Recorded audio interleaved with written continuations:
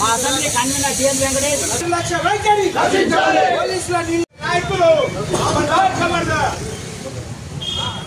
పోలీసుల నిర్లక్ష్య వైఖరి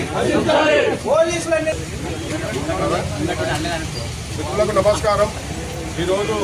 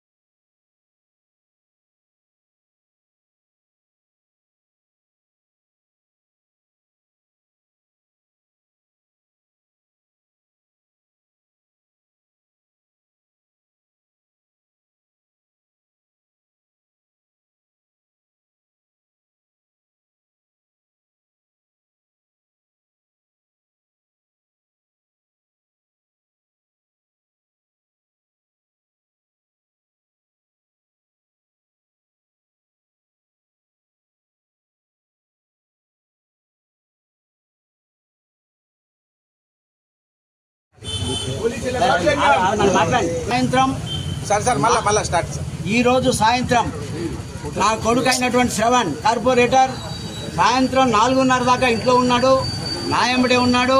సాయంత్రం 5ంటికి ఆఫీసులో కూర్చుని అతనికి అలవాటు ఉంటుంది. వెళ్ళి ఆఫీసులో కూర్చున్నప్పుడు ఎవరో అన్నోన్ పర్సన్స్ మాకు తెలియదు 2 కార్లలో వచ్చారు. శ్రవణ్ బాయ్ని కారులో కూర్చోబెట్టి తీసుకెళ్తున్నారు, బయటికి తీసుకొచ్చా అని చెప్పి పక్క వాళ్ళందరూ ఫోన్ చేసి చెప్తే నేను వెళ్ళాను. ఎందుకు తీసుకెళ్లారని నాకు తెలియదు. మల్కాజ్గిరి పోలీస్ స్టేషన్లో అడిగితే మాకు ఇన్ఫర్మేషన్ లేదంటున్నారు. మాకు ఇన్ఫర్మేషన్ లేకపోయినా ఎవరైనా తీసుకెళ్ళొచ్చండి అంటారు. సిసిఎస్ వాళ్ళు తీసుకెళ్లారా, ఎవరు తీసుకెళ్లారా మాకు ఆ రకంగా ఇన్ఫర్మేషన్ లేదంటారు.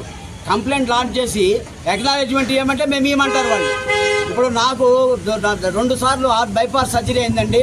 66 ఏళ్ళు నాకు. మా భార్య కింద పడిపోయింది. ఆమెకి ఏమైనా అయితే ఏంటి బాధ్యత? ఏమైనా దొంగతనం కేసా, రేపు కేసా, మర్డర్ కేసా?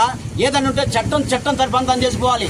నేను శ్రవణ్ కార్పొరేటర్ నా కొడుకైనా కానీ చట్టంలో సమర్థించడం ఏదన్నా చట్టపరంగా చేసుకోవచ్చు.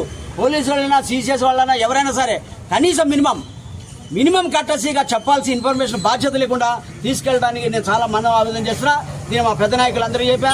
ఈటల రాజేంద్ర గారికి, రఘునందన్ రావు గారికి, రామచంద్రరావు గారికి, కిషన్ రెడ్డి గారికి, బండి సంజయ్ అందరి దృష్టికి వెళ్ళింది.